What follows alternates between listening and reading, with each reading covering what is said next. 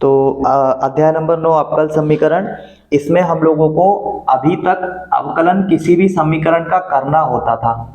अब हम लोगों को एक अवकल समीकरण पहले से ही दिया जाएगा, अवकलित करके उसको वापस से हम लोगों को x के फॉर्म में लेकर आना पड़ेगा, वापस से हमको उसको कन्वर्ट करना पड़ेगा। ठीक है, तो अभी फिलहाल फर्स्ट वाली एक्सरसाइज में हम लोगों से कोटि और घात के बारे में बात की जाएगी। तो हम लोग कभी भी किसी भी जो समीकरण होता है उसको या तो एक बार अवकलन करते हैं, है ना, या दो बार करते हैं या तीन बार करते हैं। तो जब दो बार करते हैं तो उसको हम लोग लिखते हैं D square bye upon d x square, है ना। और जब उसको तीन बार करते हैं तो उसको लिखते हैं D cube bye upon d x का क्यूब। इन सभी को हम लोग क्रमशः, इसको हम लोग बाय डैश भी बोल सकते हैं, इसको बाय डबल डैश भी बोल सकते हैं, और इसको बाय की, ठीक है। तो हम लोगों को जब भी इसमें कोटि और घात की बात की जाएगी, कोटि और घात, तो हमेशा एक बात का ध्यान रखना कि कोटि और घात निकालते समय ये जो D square bye upon d x square है, इनकी जो पावर है ना, अभी फिलहाल में मैंने इनकी पावर कुछ नहीं लगाई। इनकेस अगर मैं इसकी पावर लगा दूं D square bye upon d x square और इसकी पावर में लगा दूं हाफ, तो उस केस में आप इनकी घात और कोटि नहीं बताओगे। तब तक नहीं बताओगे जब तक ये हाफ जो है उसको आप नॉर्मल एक पूर्ण संख्या ना बना लो। ठीक है, तो इस केस में कभी भी घात और कोटि नहीं बताई जाती है जब तक कि ये पावर जो है एक पूर्ण संख्या ना बन जाए। तो उस चीज का ध्यान रखना रहेगा। कोटि का मतलब क्या है? कोटि का मतलब है कि अवकल समीकरण को मैक्सिमम आपने कितनी बार अवकलित किया है। ठीक है, अवकल समीकरण कितनी बार, ज्यादा से ज्यादा मतलब जितना भी हम लोग d bye upon d x या तो निकालेंगे, या d square bye upon d x square, या d cube bye upon d x cube. तो आपने सबसे ज्यादा कितनी बार अवकलित किया उसको? तीन बार, तो उसकी कोटि तीन हो जाएगी। अवकल समीकरण को जितना ज्यादा बार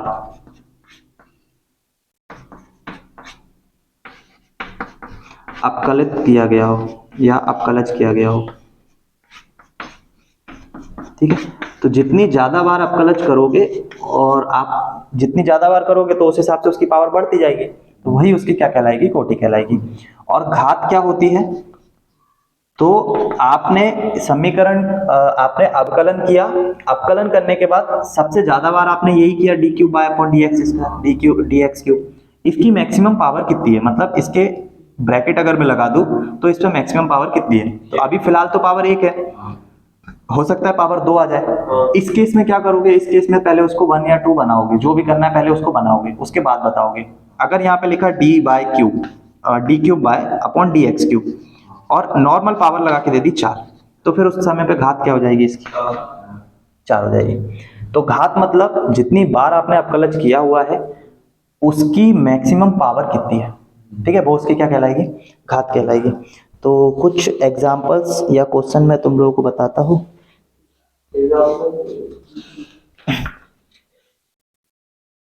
देखो, सबसे पहले पेज नंबर 313 अवकलज समीकरण की कोटि, कुछ एग्जांपल्स और इनकी कोटि। देखो, जैसे कि सबसे पहले है d y upon d x और e की पावर है x, ठीक। उसके बाद d square bye upon d x square plus y is equal to 0, और तीसरा दिया हुआ है डी स्क्वायर, डी क्यूब है, d cube bye upon d x cube plus x square d square bye upon d x square का whole cube बराबर क्या? तो इस समीकरण के लिए हम लोग से अगर कोटि पूछी जाएगी तो कितनी होगी?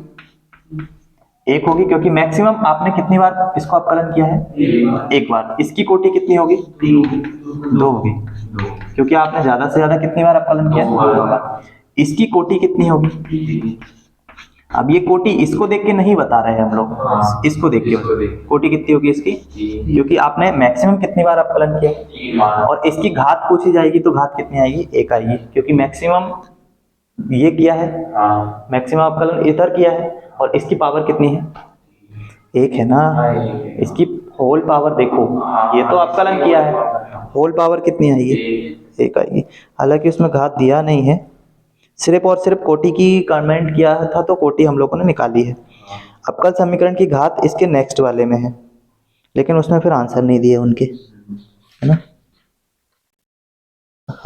नहीं दिए हुए हैं। समीकरण 6, 7, 8 एवं 9 में प्रत्येक की घात 1 कितना, 6, 7, 8 और 9, 6, 7, 8, 9 इन सभी में प्रत्येक की घात 1 है। क्यों प्रत्येक की घात 1 है? क्योंकि आपने यहाँ मैक्सिमम कितनी बार अवकलन किया है, एक बार, तो इसकी घात मानी जाएगी 1, पूरे की घात 1। इसमें भी आपने 2 बार किया, लेकिन इस पूरे की घात अगर देखोगे तो कितनी, 1। इसमें भी आपने देखो यहाँ पे घात 3 है, इसको नहीं देखना है, क्यों, आप ये देखो सबसे ज्यादा बार आपने अवकलन कहाँ पे किया, और इसकी घात कितनी है, 1 है, तो इसकी घात मानी जाएगी 1। फिर उसके बाद इसके बाद वाला है, सभी लिख ही लेता हूँ ना। फिर आपने डी क्यूब बाय करा और डी एक्स क्यूब प्लस 2 के साथ d square bye upon d x square, उसका whole power minus d bye upon d x और प्लस का बाय बराबर 0।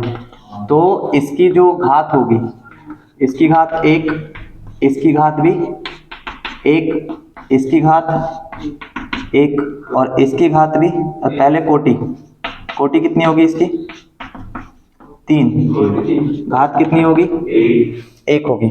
इसके बाद देखो d bye upon d x उसका होल स्क्वायर, फिर d bye upon d x minus sine square y बराबर, इसकी कोटि कितनी होगी, कोटि कितनी होगी, 1 होगी, क्योंकि मैक्सिमम आपने इसको d y upon d x ही किया है।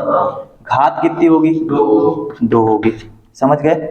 लास्ट एग्जांपल है जिसकी कोटि और घात कितनी होगी बता दो। क्यों नहीं है परिभाषित? क्योंकि जो साइन के साथ d y upon d x दिया हुआ है वो उसको अलग होना था उससे, है ना, तो इसलिए वो परिभाषित नहीं होगी। कोटि तो दी हुई होगी, कितनी होगी कोटि से, अच्छा कोटि 1 होगी, घात परिभाषित नहीं होगी, कोटि तो उसकी 1 ही होगी, एक ही बार अपकलन किया है ना, घात परिभाषित नहीं है उसकी, है ना। तो अभी एक्सरसाइज 9.1 तुम लोग करके लाओगे। एग्जाम्पल नंबर 1 में कुछ एग्जाम्पल दिए हुए हैं उनको भी अब भी कर लो, है ना, उसके बाद तुम लोग करके लाओगे। ठीक, एक्सरसाइज हम लोग कल सेकंड वाली पे चलेंगे।